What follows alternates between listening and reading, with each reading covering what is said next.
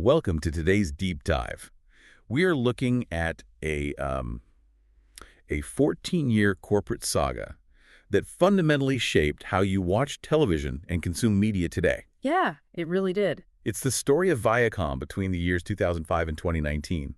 This is a company that intentionally broke itself in half, sued the internet, and then basically desperately tried to glue itself back together. It is an incredibly revealing narrative, and just to set the stage, our material today comes entirely from an extensive, meticulously documented Wikipedia article. It chronicles this exact second incarnation of the company. Right. And our mission for you today is to unpack this timeline so you can truly understand how the shifting tectonic plates of the media landscape over this specific period directly created the entertainment ecosystem you interact with right now. I mean, every time you open a streaming app, you are essentially looking at the fallout of the boardroom battles we are going to discuss today. Okay, let's unpack this by starting with the very bizarre origin story of what we call the second Viacom. The date is December 31st, 2005. The original Viacom, which was an absolute titan of media, officially splits itself into two completely separate publicly traded companies. Yeah, which is pretty wild. On one side, you have CBS Corporation, and on the other, the newly formed Viacom. And both are still ultimately controlled by the billionaire media mogul Sumner Redstone through his theater company, National Amusements. But they're operating independently. Yeah. Now, voluntarily fracturing a highly successful conglomerate is, well, it's totally counterintuitive. It is, yeah. But looking at the financials, Viacom was dealing with a stagnating stock price. Investors were getting restless. So Redstone and the board engineered a creative financial solution to give Wall Street a menu with two very different options. Which was kind of unheard of at that scale. Precisely. By splitting the company, they offered investors two distinct types of value. CBS became the high cash flow dividend-paying stock. Right, the safe bet. Exactly. It housed the legacy over-the-air broadcasting network, television production, publishing assets. It was stable, and it threw off cash. The new Viacom, on the other hand, was positioned as the high-growth entity. It was designed to take more risks, reinvest its capital, and aim for sweeping expansion rather than, paying out dividends. But we can't just look at the spreadsheets here, because the reality is Sumner Redstone had two towering egos under him and only one throne. Oh, absolutely. You had this fierce executive rivalry brewing at the top between Les Moonves, the powerhouse head of CBS, and Tom Freston, the visionary head of MTV Networks. And Redstone was looking toward his eventual retirement, so splitting the company was essentially corporate couples counseling. It gave both of these ambitious executives their own empires to run, rather than forcing a brutal succession battle. That human element is just crucial, and it actually intersects with a surprising cultural moment that contributed to the split. Yeah, the source material points to the 2004 MTV Super Bowl halftime show controversy. Right, the wardrobe malfunction. Exactly. That infamous moment resulted in MTV being permanently banned from producing any future Super Bowl halftime shows. And because CBS broadcast that specific Super Bowl, the fallout created significant internal friction between the broadcast side and the cable side of the company. It's remarkable to think a halftime show helped fracture a media empire. But it shows how one misstep by one division can just threaten the core business of another. So the split happens. Freston's new Viacom gets all the youth-oriented and cable assets. We're talking MTV, BET, Nickelodeon, and Paramount Pictures. What's fascinating here is how perfectly this split encapsulates the prevailing media philosophy of the mid-2000s. How so? Well, at that moment, Wall Street and the industry at large firmly believed that cable television was the ultimate unstoppable growth engine. Legacy broadcast was viewed as a slow, mature business, but cable double-dipped. Ah, the affiliate fees. Right. You didn't just get advertising revenue. You got guaranteed monthly affiliate fees from every single cable subscriber, whether they watched your specific channels or not. It was a highly lucrative model. Which brings us into the mid-2000s, a time when this new independent Viacom, flush with that growth engine mandate, went on a massive spending spree. They really did. I want you to think back to this specific era of the internet. It was a complete Wild West. Social media as we know it barely existed, and legacy media executives were terrified of losing their young audience to message boards and digital portals. They were desperately throwing millions of dollars at anything that seemed remotely relevant to teenagers. And Viacom's shopping cart during this period is eclectic. In June 2005, they scooped up Neopets. If you remember feeding your virtual shoiroo back then, you were actually part of Viacom's scramble for digital relevance. They were systematically trying to buy their way into the digital habits of a younger demographic. They acquired a gaming chat platform called Xfire and a site called Game Trailers. Oh, wow. Yeah, and in 2006, they purchased Harmonix, the video game developer behind the surging rhythm game genre. They paid $175 million for that. And while they were buying up virtual pets and video game developers, they were still playing in the traditional Hollywood sandbox.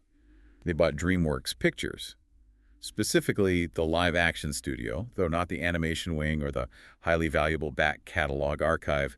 It was a strategy of basically buying anything that moved. You can see the anxiety playing out in real time. They had these highly valuable youth brands like MTV and Nickelodeon, and they needed to build a moat around them. And this push into digital wasn't limited to acquisitions, it extended to strategic alliances. In December 2007, Viacom struck a sweeping 5-year, $500 million deal with Microsoft. $500 million is a serious alliance for that era. It was a highly integrated agreement. Microsoft was allowed to license a huge library of Viacom shows for Xbox Live and the MSN network.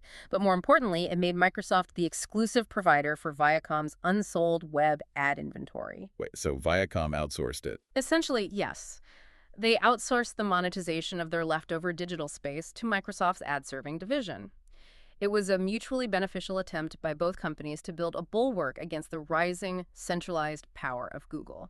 And speaking of Google, that is the perfect pivot to our next major chapter, because if you want to understand Viacom's digital strategy in the late 2000s, you have to look at one of the most defining legal battles of the early internet, the $1 billion YouTube war. This is a critical inflection point in internet history. In 2007, YouTube was a relatively new, rapidly scaling video sharing site, and it was absolutely flooded with copyrighted material.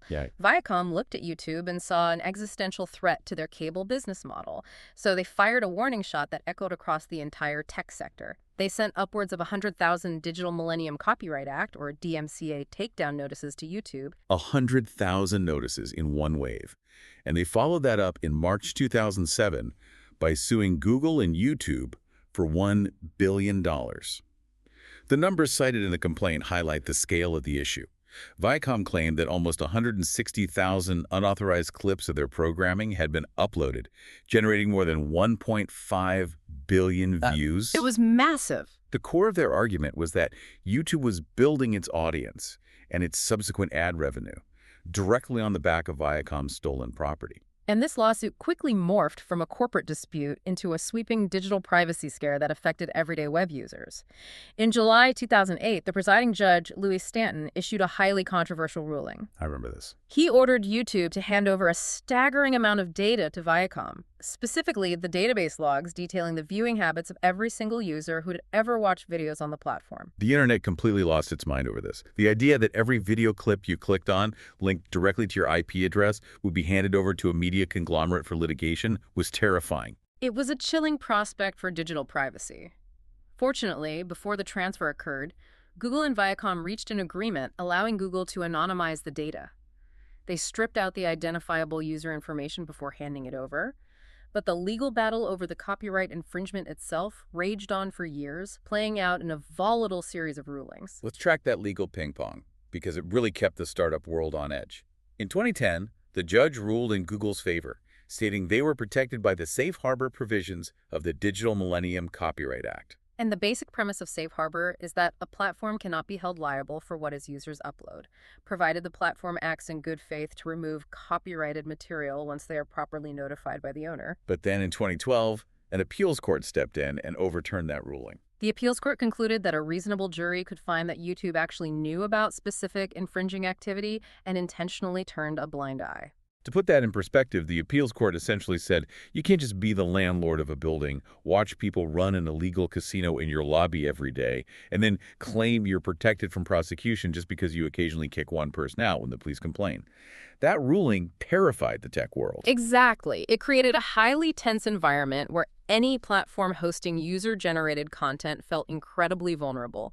The source text quotes Eric Goldman, a professor at the Santa Clara University School of Law, who expressed deep concern over this 2012 reversal. What was his take? He worried it would severely negatively affect startups, making them, as he phrased it, more hair trigger on taking down news or content for fear that failure to do so will be held against them. After all this drama, years of headlines, and billions of dollars discussed, the ending is surprisingly anticlimactic.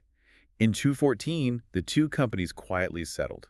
According to reports at the time, no money actually changed hands. They just walked away.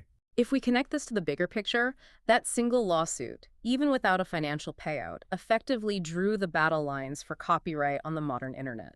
It forced platforms like YouTube to develop incredibly sophisticated content ID systems to automatically detect, flag, and either monetize or block copyrighted material. Wow. Viacom didn't get their $1 billion, but they forced tech giants to architect the automated enforcement systems we all live with today. That is a lasting legacy.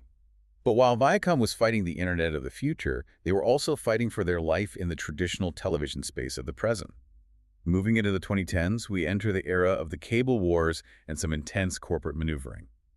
The 2010s were defined by a shift in leverage. For decades, companies like Viacom could demand higher and higher carriage fees from cable and satellite providers. But as cord-cutting began to impact subscriber numbers, those providers started pushing back aggressively to protect their margins. And that leads to the era of the blackout. The most notable showdown happened in July 2012 between Viacom and the satellite provider DirecTV. They couldn't agree on rates, and Viacom pulled 17 channels, including heavyweights like Nickelodeon, MTV, and Comedy Central, from 20 million DirecTV subscribers. Just a blank screen. And the insight here isn't just that they played hardball.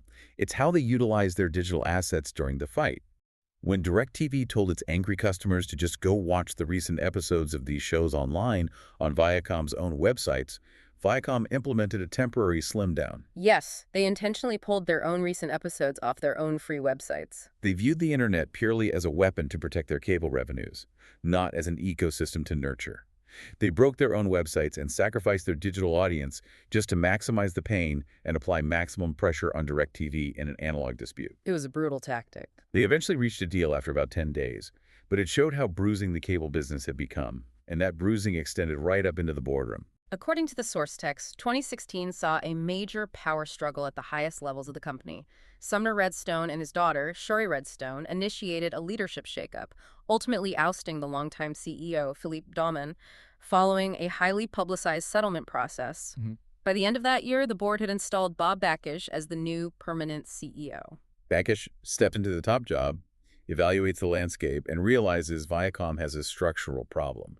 They have way too many secondary channels in an era where consumers are watching less traditional television overall. So he implements a survival strategy. Bakish introduced what he called the flagship strategy. It was a necessary pivot to focus their resources. He took Viacom's sprawling portfolio and ruthlessly prioritized just 6 core brands: Paramount Pictures, BET, Comedy Central, Nickelodeon, Nick Jr., and MTV. Everything else was secondary. Right. To solidify this focus, he even took Spike TV, a channel that had been around for years, and entirely rebranded it into the Paramount Network to align with the film studio's prestige and focus on premium scripted content. It was all about consolidating strength. But even with that renewed focus, the landscape was changing faster than anyone anticipated. Which brings us to part 5, the inevitable reunion. As we move into the late 2010s, Viacom is once again desperately trying to capture the elusive, younger Gen Z audience. They recognized that traditional linear cable wasn't going to reach the newest generation of viewers, so they launched Viacom Digital Studios to create content specifically tailored for social platforms. They also bought VidCon, the prominent internet video convention, to physically plant a flag where youth culture and digital creators gathered. And the valuations during this specific period perfectly illustrate the digital media bubble of the late 2010s. In 2018, Viacom bought a digital media company called Awesomeness TV for a mere $25 million. To put that in perspective, just a couple of years earlier, that exact same company had been valued at $650 million. It's a staggering drop. But Viacom kept pushing forward with digital acquisitions. In 2019, they made perhaps their most forward-looking digital play. They bought Pluto TV, a free, ad-supported streaming service, for $340 million. Purchasing Pluto TV finally gave them a meaningful foothold in the streaming space. But strategically, it wasn't enough to secure their long-term future. By 2018, the entire media landscape was undergoing rapid defensive consolidation. AT&T was in the process of buying Time Warner. Disney was swallowing up the majority of 21st Century Fox. The giants were combining. Exactly. And looming over all of this were the tech giants. Netflix and Amazon were spending billions on original content and dominating subscriber growth. Viacom and CBS, even as successful standalone companies, lacked the sheer scale required to compete against these new megacorporations. The financial logic dictated that they needed to merge back together simply to survive the transition to streaming. Here's where it gets really interesting, because the resistance to this reunion came from the very top of CBS. The CEO, Les Moonves, vehemently opposed merging back with Viacom. He was incredibly vocal about his opposition, famously referring to the Viacom cable channels as an albatross around the neck of the media industry. And there's a deep irony here. Back in 2005, CBS was considered the slow, legacy, dividend-paying stock, while Viacom was the celebrated growth engine. Now, 13 years later, the roles were entirely reversed in the eyes of CBS leadership. It's crazy how fast that flipped. Moonves firmly believed CBS was stronger on its own, particularly as they were successfully building out their own proprietary streaming service, CBS All Access. He fought the proposed merger aggressively. At one point, CBS made a lowball all-stock offer for Viacom that was practically designed to be rejected by the board. The conflict escalated to the courts, with CBS actually suing its own parent company, National Amusements, accusing Sherry Redstone of abusing her voting power to force a merger that the independent CBS board members did not want. It was corporate warfare. But then the entire dynamic shifted abruptly. The source text notes that on September 9, 2018, Les Moonves left CBS after being accused of sexual assault by 12 women. From a strictly corporate governance timeline, as outlined in our source, his departure effectively removed the primary and most powerful roadblock to the consolidation of the two companies. With the leadership resistance removed, the path was clear, and the undeniable financial necessity of gaining scale took over. In August 2019, CBS officially announced that it would acquire Viacom in a deal valued at up to $15.4 billion. And so the circle closes. On December 4, 2019, exactly 14 years after they were split apart, the two companies officially reemerged into a single entity called Viacom CBS, which, as we know, later rebranded as Paramount Global. Bob Bakish took the reins as CEO of the combined company, and Sherry Redstone assumed the role of chairwoman. It is a remarkable narrative arc. You have a sprawling conglomerate that fractured itself to maximize shareholder value in the golden age of cable, went through a chaotic adolescence trying to understand and control the internet, and finally had to stitch itself back together just to build enough scale to survive the dawn of the streaming wars. And that brings us to the end of our timeline. So I want to bring this right back to you, listening right now. Why does a deep dive into mid-2000s corporate boardrooms and multi-billion-dollar mergers actually matter to your daily life? Because the apps that are preloaded on your smart TV, the shows that get canceled or renewed, and the media conglomerates that are currently fighting tooth and nail for your monthly subscription dollars, all of that is the direct, tangible result of these corporate chess games. When Viacom bought Neopets, sued YouTube, pulled channels from DirecTV, or acquired Pluto TV, they were shaping the exact media landscape you are navigating today. So what does this all mean? This raises an important question. Think about the incredible life cycle we just explored. Viacom split in 2005 to maximize profits in the cable era, only to desperately fuse back together 14 years later to survive the streaming era. It makes you wonder, as entirely new disruptive forces, like artificial intelligence, begin to fundamentally reshape the economy and how content is generated, which of today's seemingly invincible tech giants will be forced to fracture or swallow each other whole just to survive the next decade. That is a fascinating thought to leave on. The apex predators of today might just be the acquisition targets of tomorrow. Thank you for joining us on this deep dive into the history of Viacom. We invite you to keep questioning the forces, the lawsuits, and the mergers that are quietly shaping the information and entertainment all around you.